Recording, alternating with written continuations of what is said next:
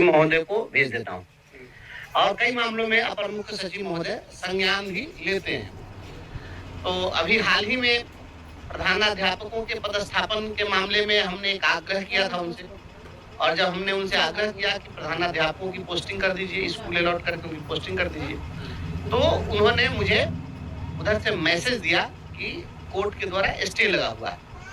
तो मैंने उन्हें कन्विंस करने की कोशिश की कि कोर्ट के द्वारा प्रधान शिक्षक के मामले में स्टे लगा है, प्रधानाध्यापक के मामले में नहीं लगा है। और उसका सुखद परिणाम यह हुआ कि हमने उनको जो कन्विंस किया तो वो कन्विंस हो गए और उन्होंने कल बयान भी दे दिया कि प्रधानाध्यापकों की पोस्टिंग हम करेंगे। तो मुझे लगा कि बहुत सारी चीजें ऐसी है कि अपर मुख्य सचिव महोदय उस मुद्दे को सही तरीके से या तो कोई उनके पास रख नहीं रहा है या इसके लिए बेहतर तरीके से उनको बताने की आवश्यकता है। तो मैं सोच रहा था कि मैं उनसे मिलूं और आज इसी करीब में मैं सुबह में पत्र ही तैयार कर रहा था अपने शिक्षकों की समस्याओं से रिलेटेड पत्र जाकर के मैं शिक्षा विभाग में दूंगा। उसी समय मैंने उनको मैसेज किया व्हाट्सएप पर कि मैं मिलना चाहता हूं, मुझे समय दिया जाए। तो उन्होंने 12:45 का समय दिया एजुकेशन डिपार्टमेंट में और लगभग 11 बजे के आसपास हम लोग की बात हुई है और मुझे बुलाया गया। तो आनंद फानंद में तैयार हुआ, मैं वहाँ पहुँचा, लेकिन मैं 45 मिनट विलम्ब हो गया और मैं इतना विलम्ब हो गया कि जब मैं पहुंचा तो ठीक 2 मिनट पहले वो चैम्बर से निकल गए थे। चूंकि आज कैबिनेट की मीटिंग थी, उनको कैबिनेट में जाना था। तो मैंने उनको फ़ोन किया, उन्होंने फ़ोन उठाया तो उन्होंने कहा कि मैं तो 45 मिनट से अधिक आपका इंतजार करके अब मैं। ये फोटो याद है? 26 अक्टूबर हमारी फर्स्ट डेट थी। 24 अक्टूबर? I remember it clearly. It was 29। इंतजार करके अब मैं जा रहा हूँ, कैबिनेट की बैठक है। मैंने कहा कि मैं मुजफ्फरपुर से मुझे आना था। तो उन्होंने कहा कि अगर यह बात मुझे बताए होते तो मैं आपको 3 दिन के बाद समय देता। मैंने कहा कि अब तो जो बात थी सो हो गई, लेकिन मैं यहाँ आ गया हूँ। तो उन्होंने कहा कि तो आप इच्छा करिए, मैं कैबिनेट के बाद मिलूंगा आपसे।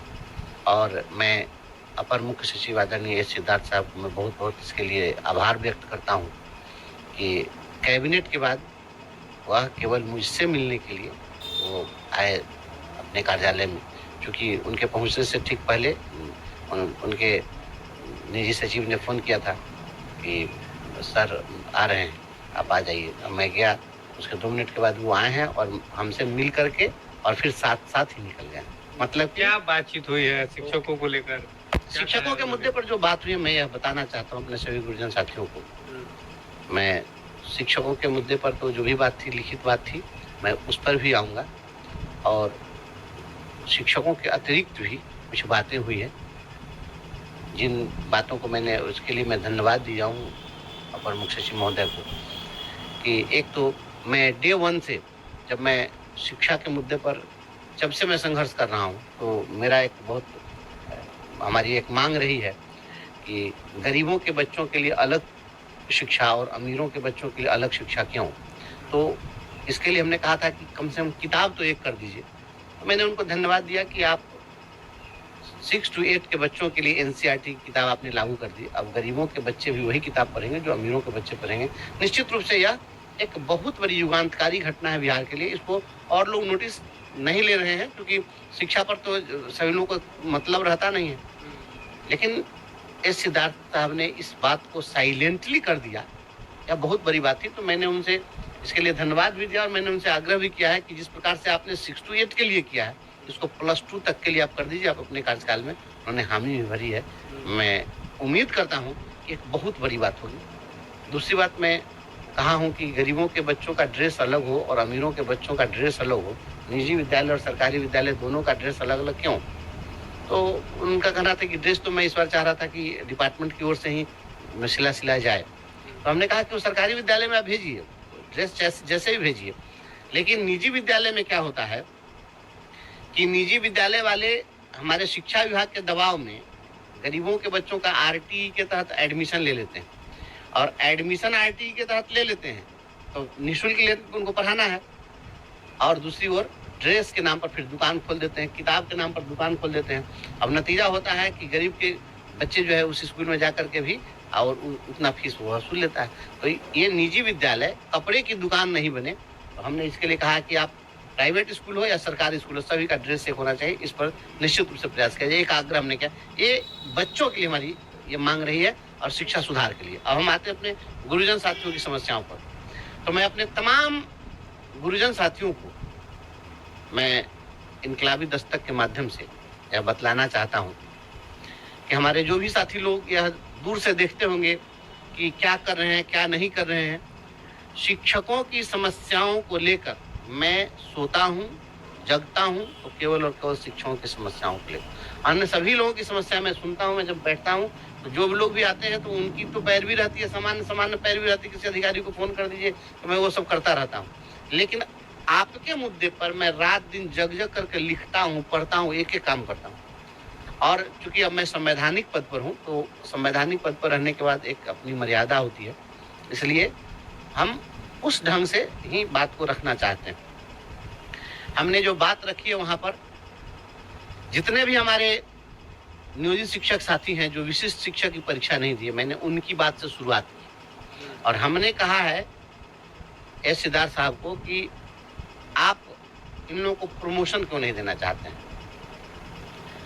उनका कहना था कि जब हम प्रमोशन देंगे तो आप अगला ग्रेड पे मांगेंगे। तो हमने कहा कि अगला ग्रेड पे आपसे हम क्यों मांगेंगे, आप जो अगला ग्रेड पे देंगे उससे ज्यादा वेतन मुझे ऑलरेडी मिल रहा है। जब ऑलरेडी हमको मिल रहा है तो वह ग्रेड पे लेकर हम क्या करेंगे। 2000 के ग्रेड पे में जो बेसिक ग्रेड के टीचर हैं वो 2400 के ग्रेड पे अगर आज दे दिया जाएगा तो 2400 के ग्रेड पे में जो वेतन होगा वो कम होगा जितना हमको मिल रहा है उससे, क्योंकि लेंथ ऑफ सर्विस के आधार पर हमारा तो इंक्रीजमेंट बढ़ता चला गया। तो ऐसी स्थिति में मैंने कहा कि ये आप गलत तरीके से इसको समझ रहे हैं। आप ऐसा देख लीजिए कि अब हमें अगला ग्रेड पे नहीं चाहिए, मात्र एक इंक्रीजमेंट बढ़ा दीजिएगा, हमारा प्रमोशन हो जाएगा। तो वो थोड़ी देर के लिए शॉक भी थे, उनको लगा कि नहीं बात। मैंने कहा कि अगर आप कन्विंस नहीं हो रहे तो बोलिए, मैं फिर से आपको कन्विंस करता हूँ। तो मेरी बात को काफी सीरियसली उन्होंने लिया है। तो प्रमोशन के इशू पर हमने बात की।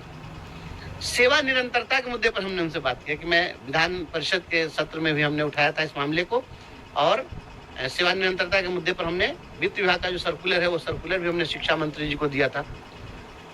तो आपको सेवा निरंतरता तो देनी ही चाहिए। और हमने ये स्पष्ट कर दिया है कि आपके पूर्व वाले जो थे एसीएस, उस समय में जो उनसे भिड़ंत थी शिक्षकों की और हमारी जो भिड़ंत थी 3 मुद्दों को लेकर थी। एक था कि वो कह रहे थे कि आप परीक्षा दीजिए और परीक्षा देने के बाद में हम 3 जिले का परिभ्रमण योजना चलाएंगे। तो क्या परिभ्रमण योजना, क्या हम परिभ्रमण योजना का मतलब जो कह रहे थे कि 3 जिले का विकल्प लेके बार बार पोस्टिंग कर देंगे। तो उस चीज को मैंने कहा कि इस चीज को तो आपने समाप्त कर दिया कि स्वैच्छिक पोस्टिंग आपने दे दिया, तो एक मांग पूरी हमारी हो गई। एक तो आपने पहले ही कर दी, दूसरी हम मांग कर रहे हैं कि हमको सर्विस कंटिन्यूटी दे दीजिए। तो सर्विस कंटिन्यूटी आप कैसे न दीजिएगा, हम 2003 से काम कर रहे हैं और बताइए कि 22 साल से कोई काम करेगा उसको आप कहेगा कि नहीं अब आपकी प्रेस सेवा अकाउंट होगी, ये नहीं चलेगा। तो सर्विस कंटिन्यूटी आप दे दीजिए। और तीसरा है कि हमारा प्रमोशनल एवेन्यू आप समाप्त करना चाहते हैं, हमको प्रमोशन क्यों नहीं देना चाहते हैं। 20 साल में तक किसी का प्रमोशन हो जाएगा। तो मैंने कहा है कि जो लोग भी आपके ये सक्षमता परीक्षा का विरोध कर रहे हैं इसी 3 कारण से कर रहे हैं। 3 में आपने एक मांग पूरी कर दी है और 2 चीज को लटकाए हुए हैं, दोनों चीज को कर दीजिए। और यदि आप ये दोनों चीज कर देते हैं तो किसी भी शिक्षक को आपके सक्षमता परीक्षा से ऐतराज नहीं होगा और फिर सरकार से टकराहट समाप्त हो जाएगी। कुल मिला के देखा जाए तो बातचीत जो है एकदम शुभ संकेत दे रहे हैं। नहीं, बहुत अच्छा, मुझे पूरा विश्वास है। आपको मैं बताता हूँ और बहुत ढेर सारी चीजें हैं उस पर हमने जो बात की है।